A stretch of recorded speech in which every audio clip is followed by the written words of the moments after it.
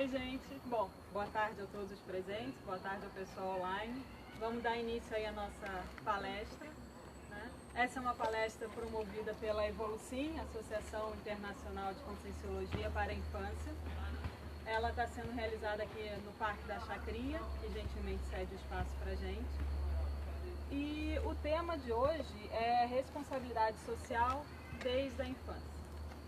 É importante contextualizar um pouquinho o que é a Evolucim, o que é a Conscienciologia, né? Essa é uma instituição que visa ajudar as crianças que estão chegando agora, né, nessa dimensão, nesse planeta, a estar recuperando informações de onde elas vieram, né, o que elas estão fazendo aqui, se elas têm alguma programação ou não, como lidar com as energias.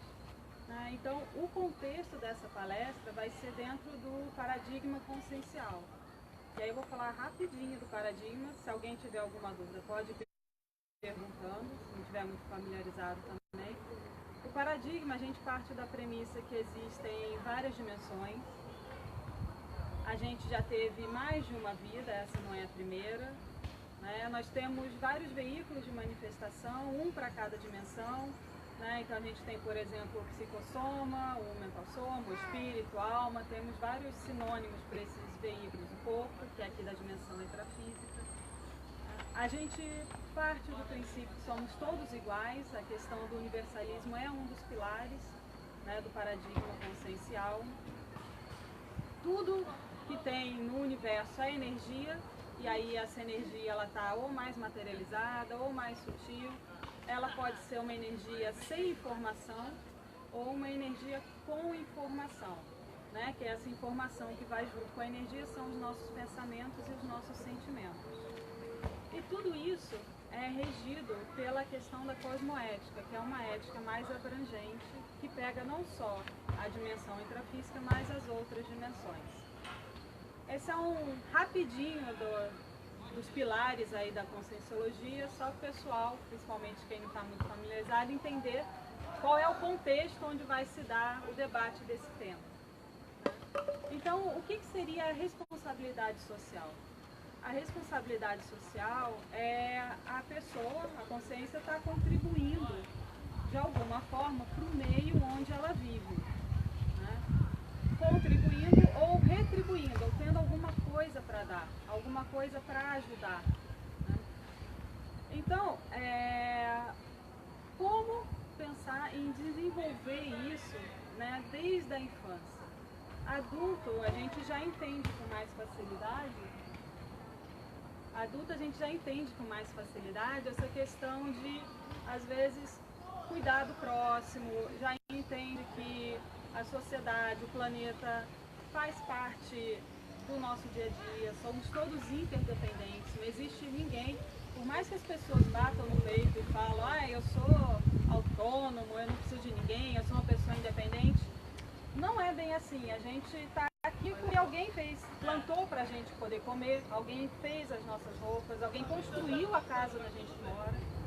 Então nós temos uma interdependência. Quando a gente está mal, a gente tem alguma questão difícil, a gente procura um ombro amigo para ajudar. Quando a gente tem alguma dificuldade, a gente socorre alguém. Mas às vezes para a criança é difícil entender essa questão de que uns precisam dos outros. E quanto mais você ajuda as pessoas, mais você vai criando um ambiente em torno de si mais agradável, mais saudável. E por que é difícil? Porque muitas vezes ela nasce num ambiente muito favorável, ela não passa necessidade, às vezes, ela tem carinho, às vezes não tem tanta comida, mas tem bastante carinho. Então, às vezes, ela vai tendo coisas que vão suprimindo. E às vezes não é tão fácil entender que tem pessoas em situações diferentes da dela. E aí, para a gente começar a trabalhar a responsabilidade social com a criança, a gente tem que começar trabalhando a responsabilidade dela com as questões dela. Primeiro ela tem que aprender o que é responsabilidade, para depois ela poder ir fazer essa interação com as outras pessoas, com as outras consciências. E aí como é que a gente pode ensinar desde pequenininho? Assim, com as pequenas coisas do dia a dia. Por exemplo, a criança brincou, ela guarda. Ela pode fazer a bagunça que ela quiser, mas depois ela vai lá, guarda os brinquedos dela. Quando ela está maiorzinha, ela cansa a cama, ajuda a arrumar a cama. Quando ela já consegue andar carregando as coisas, ela pode comer, levar a mamadeira dela para a cozinha, levar o prato dela, o talher para a cozinha, o copinho dela. Então é ela começar a ser responsável pelas coisas dela. Essa é a primeira questão que a criança precisa entender. Como ela vai crescendo e ela vai começando a ser responsável por ir no banheiro sozinha. Ela avisa, ó, a gente vai ensinando para a criança, né? De, ó, quando você estiver com vontade, você avisa. Aí o pai e a mãe vai junto, quando está desfraldando. Vai pedindo para a criança avisar para ele junto acompanhar. Então a gente começa ensinando para a criança essas pequenas coisas assim, relacionadas ao dia a dia, aos cuidados dela, com ela mesma, com as coisas dela, com as questões dela. Essa autorresponsabilidade inclui também o trabalho com as energias. Inclui também os pais estarem ensinando e orientando a criança com relação aos sentimentos dela, aos pensamentos e às energias. Né? Então, de fazer, eles começam a fazer trabalhos com a criança para ela experimentar. Às vezes, falar mais alto. Às vezes, aqui para cá, mais perto. Às vezes a criança mesmo já traz algumas dúvidas, né, com relação a percepções, né, porque o parapsiquismo, as energias, são inerentes a todos nós. Né? Então, às vezes a criança, como está ainda com as energias dela mais solta, é mais fácil para ela ter algumas percepções, ter algumas vivências, que às vezes os pais nunca tiveram e a criança está tendo. Então, se eles não têm como orientar a criança, é importante eles começarem a pesquisar e procurar alguém que possa ajudá-los nesse processo. Porque é importante ela aprender a fazer o trabalho de organizar as próprias energias, assim como ela vai organizar os brinquedos, quando está maiorzinha vai organizar a mochila para o colégio, né? E aí ela vai começar depois a contribuir de uma forma mais ampla dentro de casa, por exemplo, ajudando eu quero um bolo, então vamos fazer junto? Vamos ajudar a fazer o bolo? Mas a gente chega lá no maiorzinhos daqui a pouco. Vamos começar desde os pequenininhos e com essas questões das energias. E aí ensinar também, por exemplo, a criança a lidar com as emoções dela. Porque a energia, ela é treinada de padrões de pensamento e de sentimentos. Né? E a gente tem uma gama muito grande de sentimentos que a gente pode sentir. E a criança também. Né? E nenhum sentimento é ruim por si só. O que é ruim é a forma como ele é expresso. Né? Então, se uma criança está com raiva, significa que ela se sentiu de alguma forma agredida. Então, se ela se sentiu agredida, é uma questão de conversar com ela o que aconteceu e ajudá-la a entender isso e ajudar ela a expressar isso sem ser de uma forma agressiva ou destrutiva. Porque a raiva em si só sinaliza que tem alguma coisa acontecendo. A sua atitude, o seu comportamento, como que você vai manifestar, é que pode não ser tão positivo. E aí cabem aos pais irem orientando as crianças para elas aprenderem a estar lidando com todos os sentimentos. Os sentimentos muito bons também, a criança está muito alegre, ela fica muito eufórica, e aí ela fica muito distraída, pode derrubar as coisas, cair, tropeçar. Então ajudar a criança também, calma meu filho, peraí, respira um pouquinho, mais devagar, vamos com calma. Né? Ajudando a criança a ir lidando com isso. Só que esse trabalho todo que os pais podem ajudar a criança a estar fazendo, de autoconhecimento, para ela estar ficando responsável pelo que ela pensa, pelo que ela sente, pelas energias dela, pelo ambiente onde ela mora, depende do exemplo que os pais vão dar para essa criança. Não adianta você chegar e falar para o seu filho, não ter uma atitude agressiva, se quando você toma uma fechada no trânsito, você mete a cara do lado de fora e xinga a pessoa que te deu a fechada, se descontrola, ou outras coisas nesse sentido. A criança, a gente tem a tendência na nossa sociedade a muitas vezes subestimar a criança, como se ela não entendesse, como se ela não compreendesse as situações, mas ela entende e compreende, porque ela sente igual a gente, só que ela às vezes não sabe elaborar e expressar da mesma forma. Então ela consegue perceber quando os pais estão sendo incoerentes. Quando os pais falam uma coisa, falam para ela fazer determinada coisa, mas eles agem o oposto. Então, às vezes, os pais ficam assim, ai, meu filho não lê os livros, aí fica mandando a criança ler os livros do colégio, a criança não quer ler, só quer ficar no computador. Alguma vez na vida ela viu o pai ou a mãe lendo um livro? Entendeu? Então, assim, aí fica muito difícil. Se é uma criança maiorzinha e mais expressiva, ela fala isso, né? Ela questiona o pai e a mãe, mas com alguma coisa no sentido de você está me mandando fazer coisas que você não faz. Né? Você está falando para eu não agir assim, mas você agiu assim comigo, você agiu assim com fulano, você agiu assim com Beltrano. Né? Então, os pais são um grande exemplo para as crianças, principalmente com essa questão da responsabilidade. Aí o pai fala para o filho, você tem que arrumar seu quarto. Aí a criança entra no quarto dos pais e é uma zona. Nem a cama eles arrumaram, porque eles estão com pressa, saíram correndo, foram dormir tarde, estão cansados. Aí a criança pensa, mas se eu não arrumar minha cama, eu também posso dormir um pouco mais. Por que eu tenho que acordar tão cedo e fazer essas coisas? Eles não fazem. Né? Então é muito importante prestar atenção para essas coisas de coerência. Muitas vezes a gente quer exigir da criança comportamentos e atitudes que nós adultos não temos. Né? Que nós adultos fazemos o oposto do que a gente está solicitando para a criança. E aí fica difícil para ela entender e aceitar aquela sugestão dos pais. Né? E aí fica difícil para ela, principalmente quando ela está aprendendo essas questões de responsabilidade. Algumas coisas são chatas, você quer brincar e largar tudo como está, deixa tudo assim, qual o problema? Né? Mas aí o pai tem que explicar qual é o problema. Então é chato ter que guardar isso tudo. Tem criança que acha chato, tem criança que não liga, tem criança que acha chato. Por que eu tenho que fazer? Né? Por que eu tenho que fazer? Se o quarto da minha mãe é todo bagunçado, por que minha sala com os meus brinquedos, meu quarto com os meus brinquedos não pode ser bagunçado? Essa coerência é importante. Né? A gente não pode exigir deles nada que a gente não faça. Né? E aí, por isso, esse trabalho de autoconhecimento e autodesenvolvimento. Porque uma das questões a gente estar aqui nesse planeta é estar nesse movimento de evolução, que é um movimento de amadurecer, de compreender melhor as coisas, né? De lidar melhor com as situações, com os fatos, de entender que é nessa troca com o outro que a gente mais cresce e mais aprende. E aí a gente volta para a ideia da responsabilidade social. Essa troca, né, de você estar ajudando uma outra pessoa, de você estar contribuindo para alguma questão relacionada ao ambiente onde você mora, te ajuda a se desenvolver.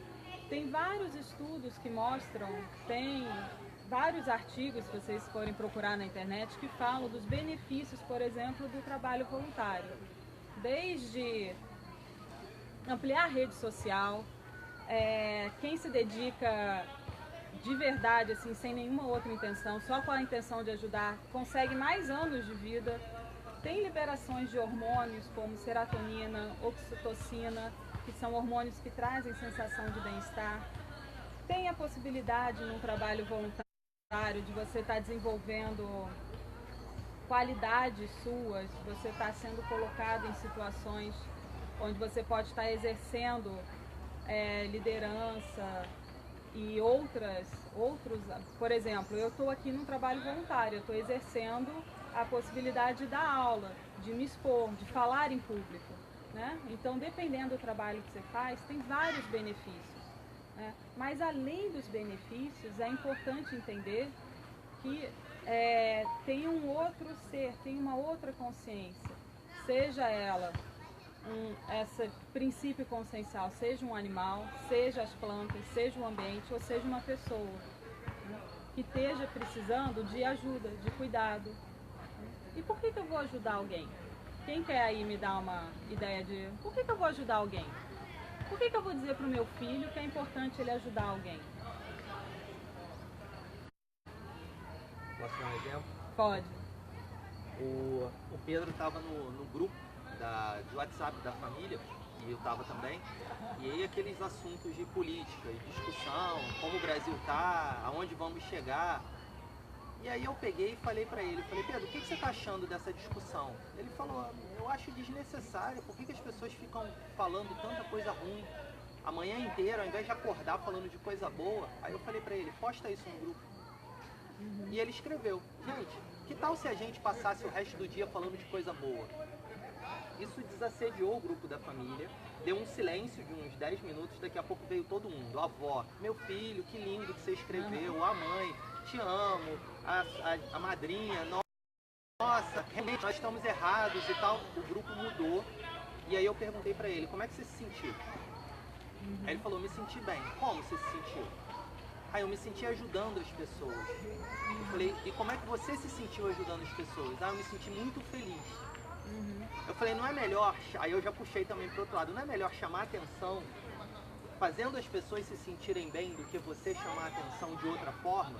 E aí eu comecei a dar os exemplos para ele. Quando a gente faz pela outra pessoa, a gente se sente bem, a gente se sente feliz. Eu falei, você percebeu? Aí ele sim. Então hoje eu uso esse exemplo com ele até hoje. Quando ele faz alguma coisa, não é melhor chamar a atenção ou não é melhor fazer algo para a pessoa que você se sente melhor? Então ele percebeu que ele se sente melhor quando ele faz o bem para os outros. Mas é isso, se a gente for parar para pensar, a gente geralmente coloca no mundo aquilo que a gente está sentindo. Se a gente está se sentindo bem, a gente acaba querendo que fique todo mundo feliz, e a gente quer compartilhar essa felicidade, essa sensação de bem-estar. Né? Da mesma forma, quando a gente está mal, né? A gente também acaba contaminando os espaços e os ambientes de uma forma negativa, né? Ou deixando aquele ambiente, as pessoas pesadas, ou jogando em cima delas nossos problemas, né? A questão é que crescer, mudar, desenvolver não é uma coisa fácil. Todos nós temos questões, pontos a serem trabalhados, dificuldades, imaturidades. A criança também tem. A criança, ela só é uma consciência que não tem ainda, recuperou muito do que ela tinha de outras vidas que ela viveu, que ela ainda está com alguns processos mentais ainda sendo desenvolvidos, ela está chegando de novo nesse planeta, mas a gente já teve várias existências, a gente já teve várias vidas, e é por isso que a gente encontra crianças que às vezes você olha e fala assim, ele é muito mais maduro, muito mais desenvolvido do que muitos adultos, que estariam numa idade cronológica que eram para já ter entendido algumas situações que ainda não entenderam, que já eram para ter compreendido algumas questões que ainda, de como a vida funciona, de como as coisas são, e ainda não compreendeu. Fica batendo cabeça, fica revoltado com algumas questões, né? Morre alguém, a pessoa se desespera, como se ela não soubesse que todos nós um dia vamos partir dessa dimensão, mas ela sempre rejeitou essa ideia, não quis lidar, né? E tem crianças que lidam tranquilamente com essas situações. Por quê? Porque a criança não é alguma coisa que chega no mundo vazia. Ela já traz experiências dela, né? Ela já traz, a Evolução estuda muito essa questão da ressoma, que é a volta para esse planeta. O que estava acontecendo para a criança antes dela vir para cá? Onde ela estava? Né? O que ela estava fazendo? E para que ela veio para cá? Né? Para que estamos aqui? Né? Então, essa questão de entender que a criança não é uma coisa, um ser vazio, que ela entende, ela sente dentro do nível de maturidade dela, e aí o nível de maturidade dela não é só pela idade, é por toda essa bagagem que ela traz, e isso às vezes as pessoas têm dificuldade de entender, né? E consideram, de novo, a criança como um ser que não tem capacidade de falar, e aí ela tenta se colocar, e ela, não, fica quieto, não, isso é besteira, não, você não sabe de nada. Da percepção, e ela está percebendo tudo e não está sabendo. Eles percebem bastante, eles observam, eles percebem bastante, né, as coisas que estão acontecendo. Então, como começar a estimular justamente essa troca, essa interação com outras pessoas? A criança pode estar fazendo isso já, então, nesse primeiro momento dentro de casa, e esse é o primeiro lugar onde ela começa a desenvolver, e depois isso ela vai ampliar para a sociedade, para o todo, para o colégio, para a creche, para onde ela for. Né? Quando ela vai ficando maiorzinha, ela pode começar a participar de trabalhos voluntários, ela pode começar, por exemplo, na pré-adolescência, fazer um movimento no prédio onde ela mora para reciclagem. Vamos reciclar, porque ela aprendeu lá na escola reciclar lixo. Vamos reciclar? Vamos começar dentro de casa? Ela geralmente coloca o pai e a mãe que não reciclam para fazer reciclagem, para fazer a seleção, e aí depois ela quer ampliar isso. Por que não estimular? Né? Então, ela pode estar contribuindo ou estar doando, porque a gente pode estar contribuindo e estar doando, né, na responsabilidade social, com questões materiais, então dinheiro, roupa, os brinquedinhos, né, com material que a pessoa esteja precisando. A gente pode estar contribuindo também com coisas mais subjetivas, tipo um ombro amigo para alguém que está precisando, né? Tá acolhendo ou recebendo alguém, tá fazendo uma visita, por exemplo, a asilos que tem pessoas que estão precisando simplesmente falar um pouco, trocar, estão muito sozinhas, muito isoladas, né? A gente pode contribuir também com nossa intelectualidade. A gente pode escrever um livro, a gente pode ensinar alguma coisa. Então, será que o seu filho não pode também já estar começando a ajudar o coleguinha que está com dificuldade no colégio? E aí ele tem facilidade em uma matéria, ajuda o coleguinha naquela matéria, e ele tem dificuldade em outra, ele é ajudado pelo colega que sabe. Então, essas são pequenas coisas que às vezes a gente deixa passar no dia a dia, mas que podem estar sendo feitas, né? Que a criança ela já pode estar começando a fazer. E aí tem um coleguinha que está doente, que machucou, que está muito triste. Será que a gente não pode ensinar para o nosso filho a exteriorizar a energia para ajudar aquele colega a se recuperar? Para ajudar, por exemplo, o animalzinho de estimação que está doente? Será que a criança não pode ir lá e jogar as energias dela para ajudar no processo de cura desse bichinho, desse amigo, desse familiar? É interessante a gente parar para pensar que muitas vezes dentro das religiões ensinam desde muito pequeno a criança a parar para rezar. Reza todo dia à noite, conversa com o Papai do Céu antes de dormir ou quando acorda, que é uma forma de colocar a criança em contato com alguma coisa que ela não conhece, nunca viu, não sabe o que é. Ensinar a criança a trabalhar a energia, eu considero que é muito mais fácil do que ensinar a rezar, porque a energia a criança sente. A energia a criança experimenta, ela vivencia. Né? Então é muito mais fácil ensinar a criança a exteriorizar a energia dela para ajudar alguém doente do que ela desenvolver um discurso, um diálogo mental com uma entidade que ela não conhece, ela não está vendo. Nada contra quem faça e queira seguir essa orientação, né? Mas eu estou ampliando um pouquinho as possibilidades. Por que não se pode falar ou não se fala, né? Tem gente que tem medo, acha que a criança vai se assustar. A criança ela só se assusta com a reação dos pais. Se os pais estão tranquilos e passando segurança, né? E não tem por que ela se assustar com alguma coisa que ela vive. Ela experiencia. Quantos relatos a gente tem de crianças que têm amigos invisíveis, que sonharam com o vô e a avó que elas nem conheceram. Né? Esse é o contato com outras dimensões, esse é o contato com as energias. Então, por que a gente não pode estar ensinando isso para a criança? Por que a gente não ensina desde pequeno? Talvez porque não tivemos essa educação nesse sentido, não tivemos essa experiência.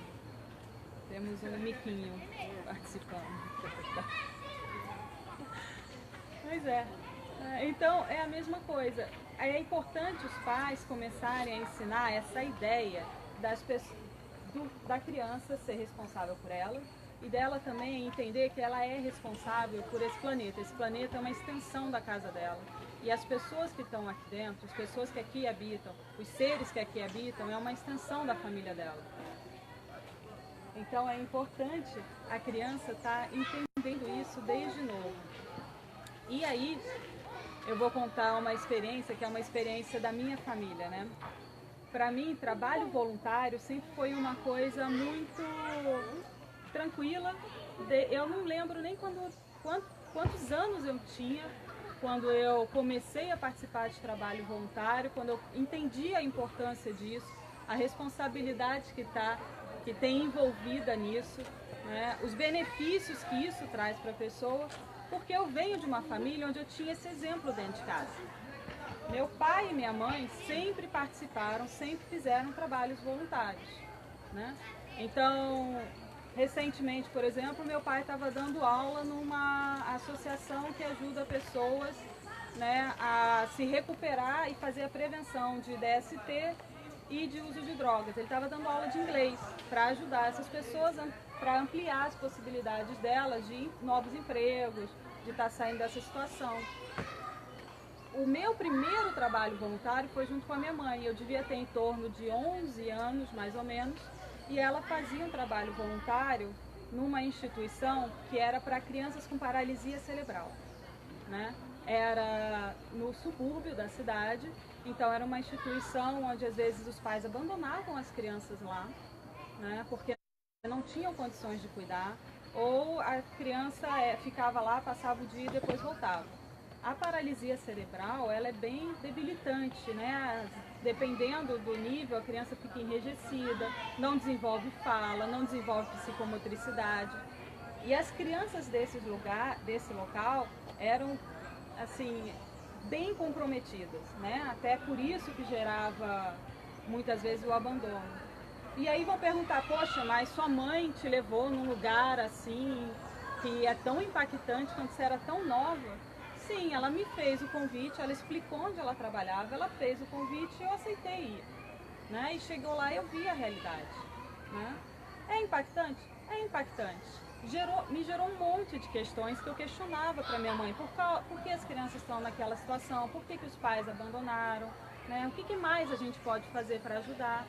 Mas, ao mesmo tempo, é muito boa essa sensação de você poder contribuir. E aí, preparando essa palestra, eu pensei assim, de onde será que os meus pais tiraram essa ideia de fazer trabalho voluntário, né, desde sempre? Aí eu fui perceber que os meus avós faziam. Então, essa é uma herança de família, né? Eu não parei para ligar, para perguntar para ninguém, para saber se os meus bisavós também faziam. Mas os meus avós faziam. Então, só para dar um exemplo de cada lado, de um exemplo paterno e um exemplo materno, né? O meu avô paterno, ele era voluntário numa instituição de Umbanda e além desse trabalho que ele fazia lá, a gente foi descobrir depois que ele morreu, que ele dessomou, que ele tinha sempre um kit no carro dele que era uma cesta básica. Ele sempre tinha no porta-mala do carro dele uma cesta básica. E quando ele andava e via alguém que precisava, e às vezes ele andava muito pelos subúrbios da cidade, ele entregava essa cesta básica, né? E uma pessoa da família descobriu isso por acaso, e ninguém sabia. Só depois que ele morreu que a pessoa contou esse fato para o resto da família, né? Do lado da minha mãe, a gente também tem um exemplo da minha avó, que também, ela tinha o trabalho social dela dentro da igreja, que ela frequentava, mas fora desse trabalho, ela ajudava muitas pessoas. Uma delas, e a gente descobriu que ela fazia esse trabalho também fora da igreja, porque conforme ela foi ficando idosa, ela não conseguia mais fazer sozinha. Por quê? Ela levava alimento para uma leprosa. E a leprosa só aceitava ela, porque ela sabia que minha avó não fazia distinção dentro dela, né? E só que ela estava num nível tão avançado da doença que ela não conseguia mais cozinhar. Ela não conseguia. Então minha avó já levava as panelas com as comidas prontas, né, para estar fazendo lá, e os suprimentos, a coisa toda, e começou a ficar muito pesado quando ela foi ficando de idade. E aí a gente descobriu que ela fazia esse trabalho, né? Então, assim, por que eu trouxe esses dois exemplos, né? Para mostrar que, primeiro, né, a gente pode contribuir sem fazer alarde, né? E segundo, exemplo vale muito. Né? Exemplo impacta muito mais do que ficar falando. Né? Quando você faz alguma coisa, você tem uma autoridade moral para estar falando daquilo. Você mostra que se é tão bom isso que você está falando, por que você não faz? Não, eu estou fazendo. Né? E aí, um exemplo também, por exemplo, que os pais podem mostrar para as crianças com relação ao trabalho de energia, é a prática da TENEPS. A TENEPS é a tarefa energética pessoal. Né? A pessoa separa 1 hora do dia dela, sempre no mesmo dia, sempre no mesmo horário, no mesmo ambiente, onde ela vai estar exteriorizando as energias dela para quem precisar. Então, essa é uma forma que os pais têm também de mostrar para a criança que você pode fazer um trabalho voluntário, ou fazer ter uma responsabilidade social, e aí não só social e parasocial. Ter uma responsabilidade também que envolve as outras dimensões, as outras consciências, que envolve as dimensões de onde a gente veio e para onde a gente vai voltar. Né? Então, a TENEPS é um trabalho que fica evidente para a família, para quem convive, que a pessoa faz. Né? Ela não entra lá e não vê, mas ela sabe que naquele horário o pai ou a mãe não é para ser interrompido, e aí você explica para a criança o que é feito e ela entende que você está ali doando energias para quem estiver precisando. Né? Então você está fazendo. E por que não? E aí de novo, né? Se você já está fazendo, tá bom, mas eu não quero fazer TENEPS, não posso ensinar para o meu filho a contribuir para a sociedade aí de outra forma? Pode, com esses outros exemplos que eu já dei. De você poder estar ensinando a criança a trabalhar a energia, né? Tá ensinando ela não só a trabalhar a energia, mas como a ficar mais calma, mais tranquila com os acontecimentos. Tá ensinando para ela as questões da vida, que muitas vezes a gente super protege a criança e não quer que ela tenha contato com questões como morte, envelhecimento, doença. Então, tem alguém doente? Eu queria ir lá visitar o vovô no hospital. Não, não pode. O hospital não é lugar de criança. Mas, gente, é o avô, né? O avô está doente. Como é que ela vai entender doença se ela não conhece doença? Como é que ela vai entender envelhecimento se ela não conhece envelhecimento? Como é que ela vai entender a dessoma, a morte, o descarte desse corpo, se ela não tem contato com isso? As pessoas não levam, proíbem, subestimam a capacidade da criança de entender. A criança entende, gente. Ela não se assusta. Se você conversa com ela, explica o que está acontecendo, ela vai entender. Ela vai ficar triste? Ela vai ficar triste, né? De ver alguém doente, de ver alguém, por exemplo, passando fome, né? Ela vai ficar triste? Vai ficar triste, né? Mas aí ela vai aprender a lidar com esse sentimento, porque ela vai ter os pais ali orientando. Né?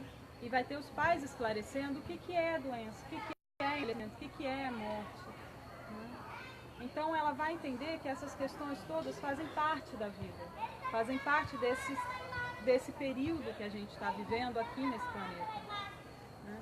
E isso às vezes é muito difícil. Você vê muitas crianças que não sabem lidar com isso, né? Muitos pais que não sabem lidar com isso.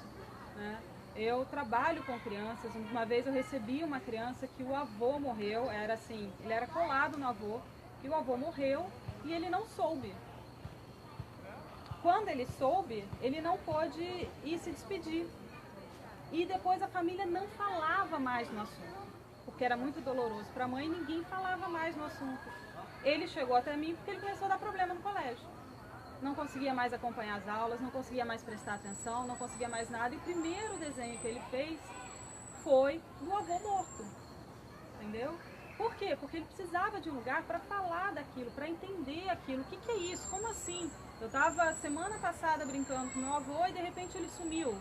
E ninguém me fala nada, ninguém me diz. Por quê? Porque acha que a criança vai ficar triste. Ela já está triste. Entendeu? Uma pessoa some da vida da criança. Ela não vai sentir falta? Ela vai sentir falta. Mas e aí? Faz parte. E aí você vai lá e explica o que está acontecendo. Você acolhe aquele sentimento, você acolhe a tristeza da criança. Você dá espaço para ela poder falar, para ela poder manifestar. Né? E quando a criança é o doente, né? Uma criança terminal, né? Não seria assim a abordagem dos pais, né? Seria dentro dessa mesma linha que você está colocando? Como é que Olha, porque é uma coisa complicada. Uma criança terminal é difícil, mas a maioria das vezes, não só crianças como adultos, pacientes terminais é mais difícil para quem está em torno do que às vezes para a própria pessoa. Num primeiro momento é difícil para a pessoa, mas se ela passa dessa fase de negação, de que ela vai morrer, de não aceitação da doença, do processo, geralmente ela fica tranquila com o processo. A criança também, né? A criança, você vai estar explicando para a criança que ela tem um limite, né? A vida dela está limitada por causa da doença, né? Então ela não pode fazer muitas coisas, ela não pode comer muitas coisas, né? Às vezes ela fica assim dentro de um hospital, lá vira a casa dela, né? Porque ela não tem como sair. Mas e aí? É o que temos. Como transformar essa experiência na melhor possível? Como ajudar a criança, com a criatividade dela, com tudo que ela tem, a ficar nesse ambiente, a ficar com as possibilidades que ela tem, né? De uma forma mais lúdica, de uma forma mais tranquila. Geralmente é muito mais difícil para os pais esse momento do que para a criança, né? Geralmente a criança entende com mais facilidade, né? Que, pô, não dá, ela sente, ela está sentindo a limitação no corpo dela, ela sente que ela não consegue, né? Então, eu vi uma vez uma menina fazendo um pedido, agora eu não vou lembrar o que ela tinha, eu acho, era alguma doença degenerativa, e ela estava falando que o mais doído para ela, né, ela sabia que ela não ia ficar aqui por muito tempo, ela sabia que ela ia morrer, mas o mais doído para ela era as pessoas não olharem para o problema que ela tinha, era as pessoas não quererem ajudar, não quererem de alguma forma estar próxima, não quererem contato nem visual, sabe?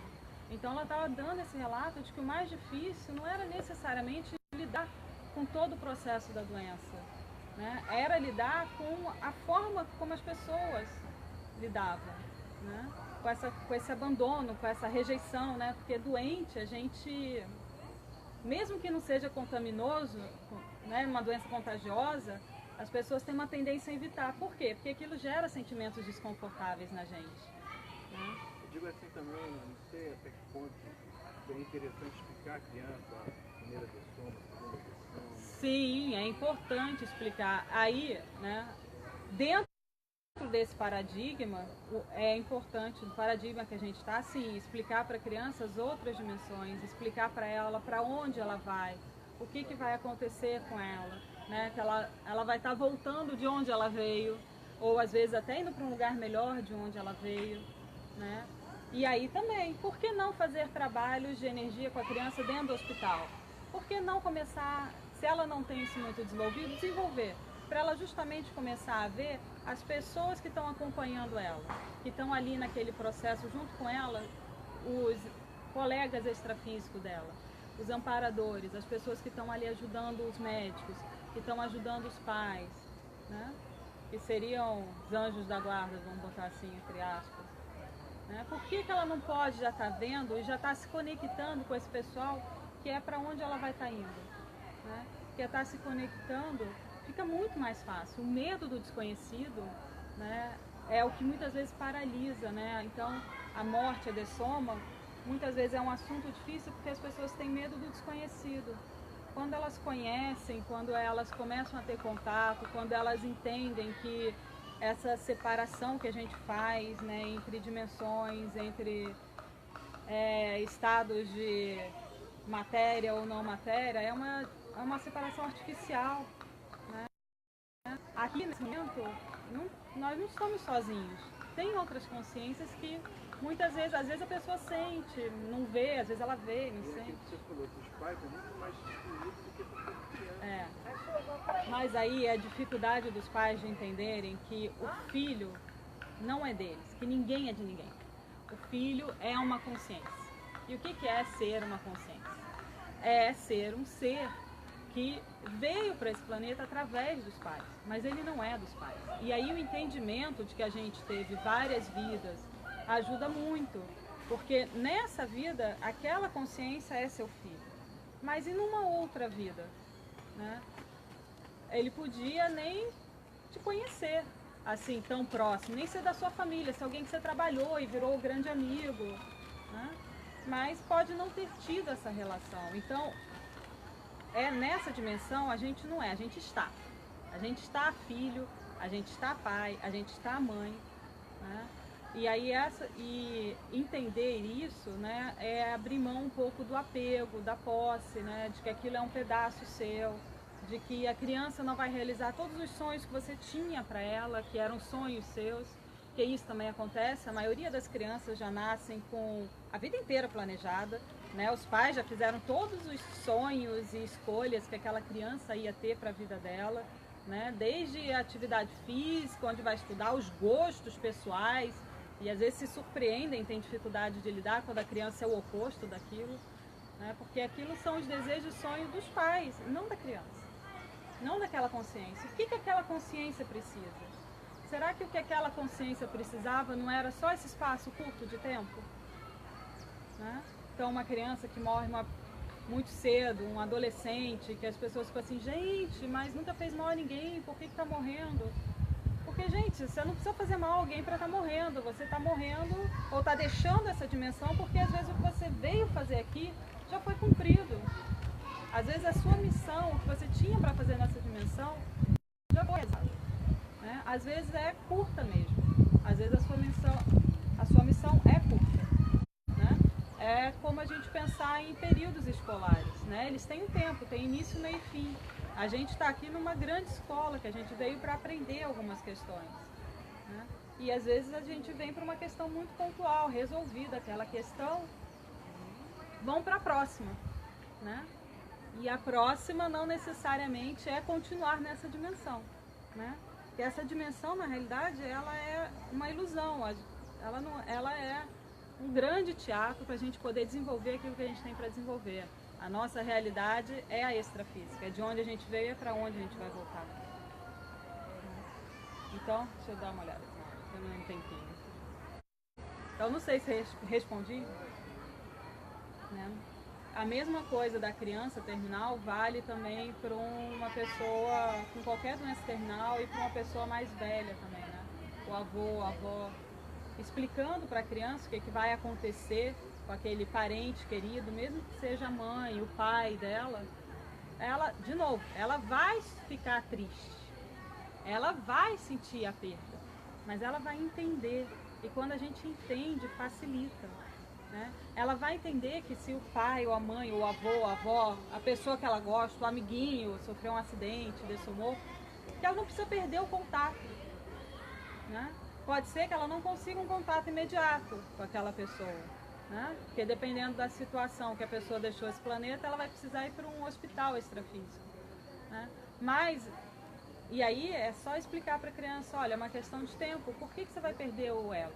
Não tem por que perder, não há essa separação, a gente cria essa separação. E ela entende isso, ela vai entender que ela vai continuar tendo uma relação num outro nível, uma relação diferente, mas ainda é uma relação. A gente não perde ninguém, a gente se distancia por períodos e depois volta. Né?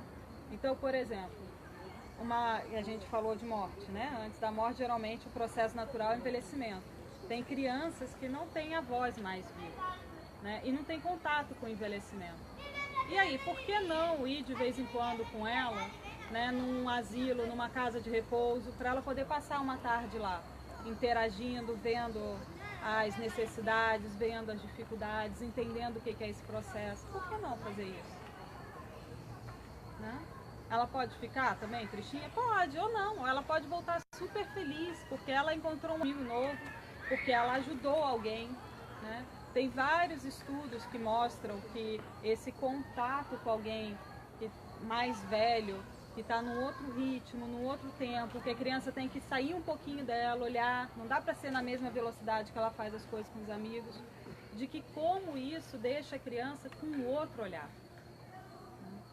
Com um outro olhar para as questões relacionadas à vida, para as questões de assistência, para as questões de troca. Esse é um tema que ele é um tema muito amplo, né? A gente pode abordar ele por vários ângulos. Né? Desde essas questões práticas do dia a dia, dentro da sociedade intrafísica, até para as questões extrafísicas. Né? Não interessa. O que interessa é começar a estar ensinando para as crianças, né, essa necessidade de estar ensinando a questão da interdependência, de que somos todos interdependentes. E essa troca é muito rica. Como o Marco trouxe o exemplo do filho dele, ele percebeu quão bom é ajudar, assistir, poder contribuir. Né? Para você fazer isso, você também precisa pensar, porque a responsabilidade social não está em dar aquilo que eu acho que a pessoa precisa. Né? Porque eu acho que você precisa disso, disso, daquilo. Está em dar o que o outro precisa. Qual é a necessidade do outro? Né? O que ele está precisando nesse momento? Ah, ele está precisando entender que a vida não é assim. Não, às vezes você está precisando chorar. Você está precisando de alguém ali do lado para ele sentir que não está sozinho e chorar e desabafar e colocar para fora. Né? Então, o que as pessoas estão precisando? Ai, mamãe, a pessoa aqui na rua, esse menino não está estudando, ele está precisando de colégio? Não, ele precisa de colégio, mas ele precisa primeiro de comida, ele precisa primeiro de roupa. Né? Vamos lá doar aquela roupa que você não usa mais?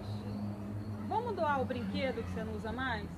Por que não levar a criança, né, em vez de só até o local de doação, até a pessoa que realmente vai receber aquilo?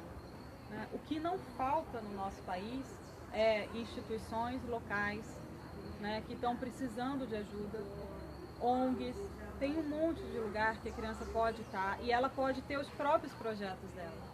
Né? Então, tem várias oportunidades que a gente pode estar usando para estar desenvolvendo esse lado da criança. E também várias oportunidades, agora a gente tem uma IC para isso, onde a criança pode vir e estar participando também.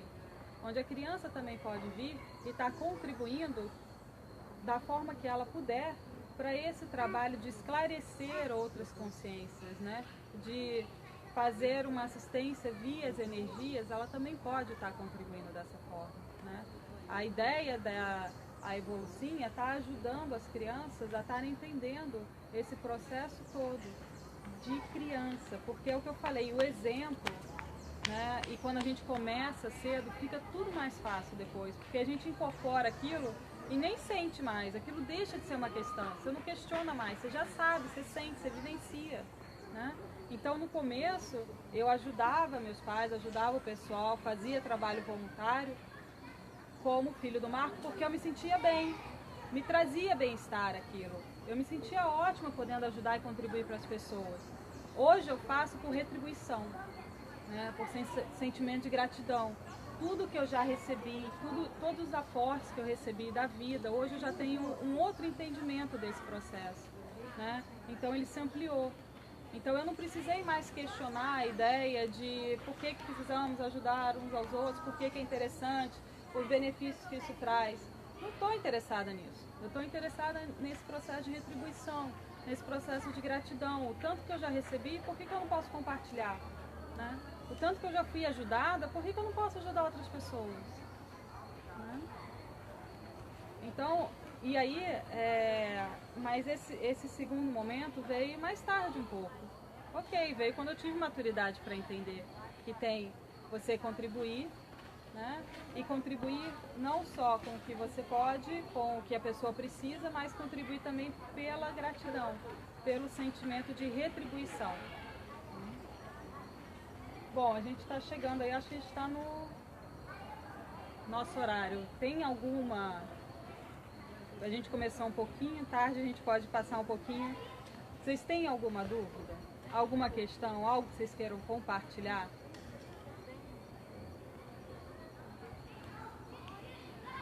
Acrescentar?